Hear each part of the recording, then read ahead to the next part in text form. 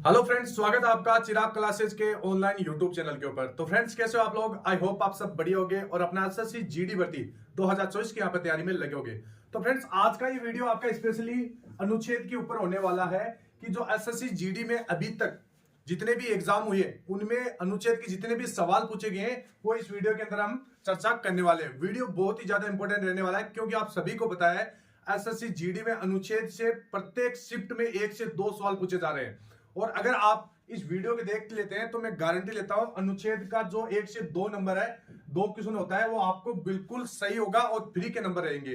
तो फ्रेंड्स, इस वीडियो को लास्ट तक देखिए, ये वीडियो बहुत ही ज्यादा इंपॉर्टेंट रहने वाला है। इससे पहले फ्रेंड्स मैं आपको बता देता हूं पंचवर्षीय योजना की जितने भी सवाल पूछे गए एसएससी जीडी के अंदर, जनगणना योजना, जनगणना से 2011 की जनगणना से जितने भी सवाल पूछे गए उसका एक वीडियो बनाया है। इसके साथ साथ जो शास्त्रीय नृत्य है जितने भी एसएससी जीडी के अंदर अब तक पूछे गए उसका भी मैंने एक वीडियो बना रखा है। तो फ्रेंड्स, वो वीडियो आप जाके देखिए क्योंकि ये जो मैंने टॉपिक आपको अभी बताए हैं इन टॉपिक से प्रत्येक शिफ्ट में 1 से 2 सवाल पूछे ही जा रहे हैं और बच्चे बहुत ज्यादा इन सवालों को गलत कर रहे हैं। तो फ्रेंड्स, एक बार वो वीडियो आप देख लीजिए, मैं गारंटी लेता हूं आपका उन टॉपिक से एक भी सवाल गलत नहीं होगा। तो चलिए फ्रेंड्स, ज्यादा समय खराब न करते हुए वीडियो को शुरू करते हैं। तो यहाँ पर सबसे पहला सवाल आपसे पूछा गया कि भारतीय संविधान का कौन सा अनुच्छेद राज्यपाल की समाधान की शक्ति से संबंधित है? समाधान की शक्ति से राज्यपाल की, तो यहां पर अनुच्छेद 161 आपका सही आंसर हो जाएगा। तो यहां पर क्या है, राज्यपाल की समाधान की शक्ति है, यह ध्यान में रखना। इसके बाद में अगला सवाल क्या पूछा गया है यहां पर, अगला सवाल यहां पर आपसे पूछा गया है कि भारत के संशोधित संविधान के अनुच्छेद 279 के अनुसार जीएसटी परिषद जो केंद्र और राज्यों को एक संयुक्त मंच होगा में निम्नलिखित सदस्य शामिल होंगे। तो इसमें आपका जो तीनों ऑप्शन है, ये तीनों ऑप्शन आपका सही हो जाएगा। पहला क्या था, केंद्रीय वित्त मंत्री, दूसरा केंद्रीय राज्य मंत्री राजस्व या वित्त प्रभारी, तीसरा वित्त या कराधान प्रभारी मंत्री, या प्रत्येक राज्य सरकार द्वारा नामित कोई अन्य मंत्री। तो ये है सदस्य शामिल हो सकते हैं। ठीक है फ्रेंड्स, अगले सवाल की तरफ बढ़ते हैं। तो अगला सवाल यहां पर क्या पूछा गया है, भारतीय संविधान का कौन सा अनुच्छेद उपाधियों का अंत से संबंधित है? उपाधियों का अंत से कौन सा अनुच्छेद संबंधित है? अनुच्छेद 18। आपको बताना है कि अनुच्छेद 17 किससे संबंधित है, अनुच्छेद 19 किससे है, अनुच्छेद 16? कमेंट बॉक्स में जल्दी से बताइए। आगे आपसे क्या सवाल पूछा गया था, अगला सवाल ध्यान से देखना और वीडियो को एक बार लाइक कीजिए, सेशन को शेयर कर दीजिए। यहां पर अगला सवाल पूछा गया है कि कौन सा अनुच्छेद राष्ट्रपति को किसी राज्य के राज्यपाल को निकटवर्ती संघ राज्य क्षेत्र के प्रशासक के रूप में नियुक्त करने के लिए अधिकृत करता है? तो इसमें आपका पहला ऑप्शन अनुच्छेद 239 दो आपका सही हो जाएगा। तो ये क्वेश्चन भी आपका पूछा गया है एसएससी जीडी के अंदर पिछली शिफ्टों के अंदर, तो ये चीज आपको ध्यान में रखना है। एक सवाल आपका यहां पर यह पूछा गया था कि संविधान के भाग 6 के अंदर 6 में अनुच्छेद राज्य का विधायक के संगठन संरचना अवधि अधिकारियों प्रक्रियाओं विशेषाधिकारियों शक्तियों आदि से संबंधित है। तो इसमें अनुच्छेद हो जाएगा 168 से 212। इसके बाद में अगला सवाल आपसे क्या पूछा गया है, अगला क्वेश्चन यहां पर पूछा गया कि भारत के संविधान का निम्नलिखित में से कौन सा अनुच्छेद यह कहता है कि भारत के लिए महान्यायवादी यानी अटॉर्नी ऑफ जनरल की नियुक्ति राष्ट्रपति द्वारा की जाती है? तो अनुच्छेद 76 इसका सही आंसर हो जाएगा। अगला सवाल क्या पूछा गया था आपकी एसएससी जीडी एग्जाम के अंदर, तो जितने भी अनुच्छेद से पूछे गए सवाल है वो इस वीडियो के अंदर आपको करवाने वाला हूं। एक सवाल आपको यह पूछा गया था कि उपाधियों का अंत, ये क्वेश्चन वापस रिपीट हो चुका है, तो वेरी वेरी मोस्ट इंपोर्टेंट, इसको आप लगा सकते हैं।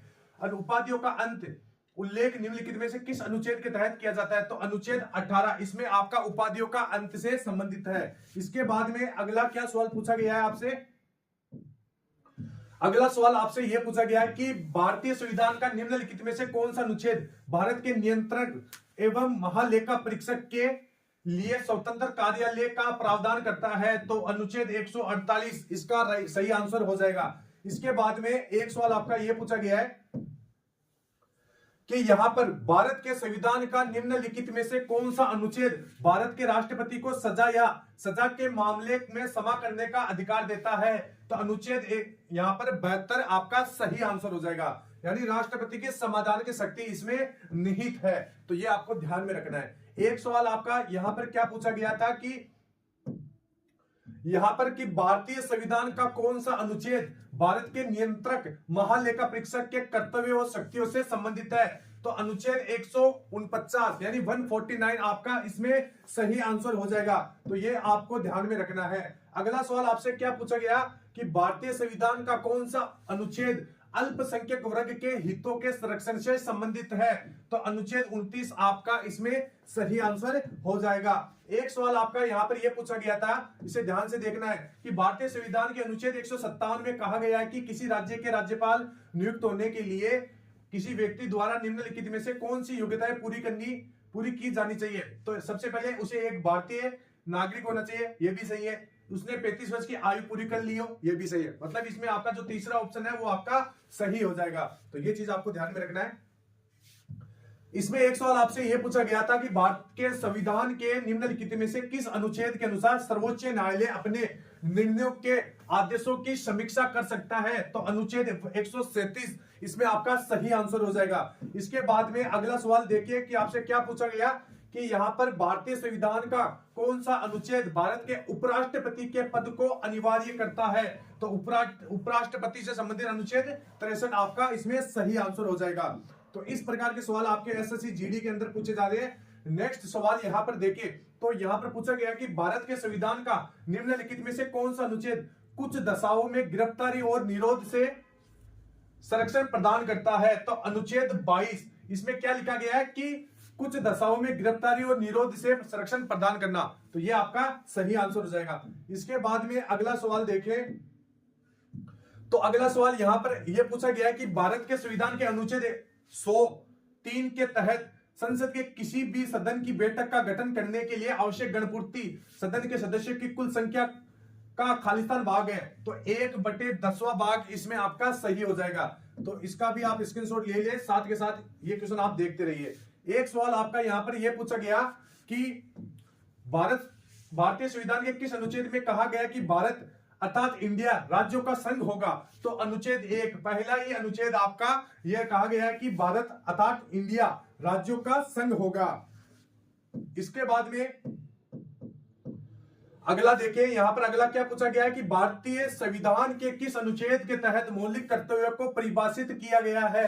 तो मौलिक कर्तव्य 51A, very very most important, आप इसको लगा लीजिए, ये आपकी शिफ्टों में पूछा गया सवाल है। इसके बाद में यहां पर एक सवाल आपसे यह पूछा गया कि भारत के संविधान का कौन सा अनुच्छेद अस्पृश्यता की अवधारणा को समाप्त करता है और किसी भी रूप में इसके व्यवहार को निषिद्ध करता है? तो अनुच्छेद 17 अस्पृश्यता से आपका संबंधित है।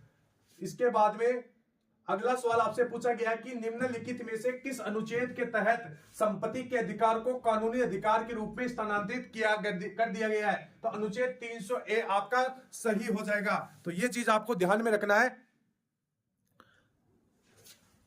अगले सवाल की तरफ बढ़ते हैं। तो यहां पर अगला सवाल क्या पूछा गया है? आपको एक बार वीडियो को लाइक कीजिए, सेशन को शेयर कर दीजिए, क्योंकि वेरी वेरी मोस्ट इंपोर्टेंट अनुच्छेद में इस वीडियो के अंदर आपको करा रहा हूं जो एसएससी जीडी एग्जाम में पूछे गए हैं। एक सवाल है कि संविधान के किस अनुच्छेद के तहत एक नागरिक को कोई भी उपजीविका या व्यापार करने की स्वतंत्रता है? तो अनुच्छेद 19(1) यानी व्यापार से संबंधित है, ये ध्यान में रखना है, व्यापार से संबंधित स्वतंत्रता अनुच्छेद 19(1).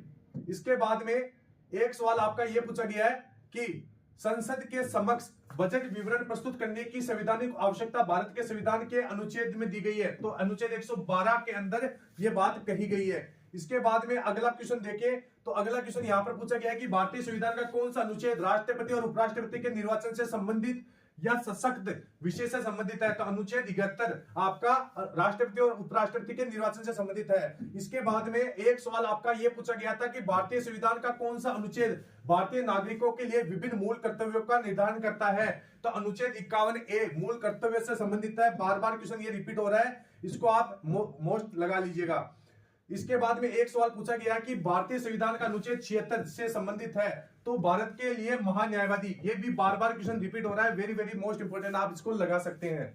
तो अटॉर्नी ऑफ जनरल यानी भारत के लिए महान्यायवादी अनुच्छेद 76 से संबंधित है। एक सवाल आपका यह पूछा गया है, वापस मूल कर्तव्य से पूछा गया है, इंपोर्टेंट लगा लीजिए, मूल कर्तव्य 51A में उसका उल्लेख है।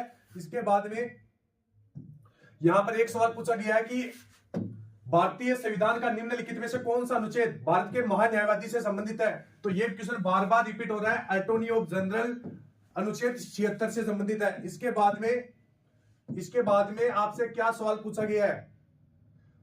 इसके बाद में आपसे यह पूछा गया है कि भारतीय संविधान के मूल लेख में खालिस्तान अनुच्छेद है, तो 395 अनुच्छेद है मूल लेख के अंदर। इसके बाद में एक सवाल आपसे यह पूछा गया कि आपातकाल के दौरान किन मौलिक अधिकारों को निलंबित नहीं किया जा सकता? तो अनुच्छेद 20 और 21 को यहां पर निलंबित नहीं किया जा सकता। यह सवाल आपका पूछा गया है, इसको ध्यान में रखना, इंपॉर्टेंट लगा लेना। इसके बाद में और भी कुछ सवाल है, मैं आपको बता देता हूं।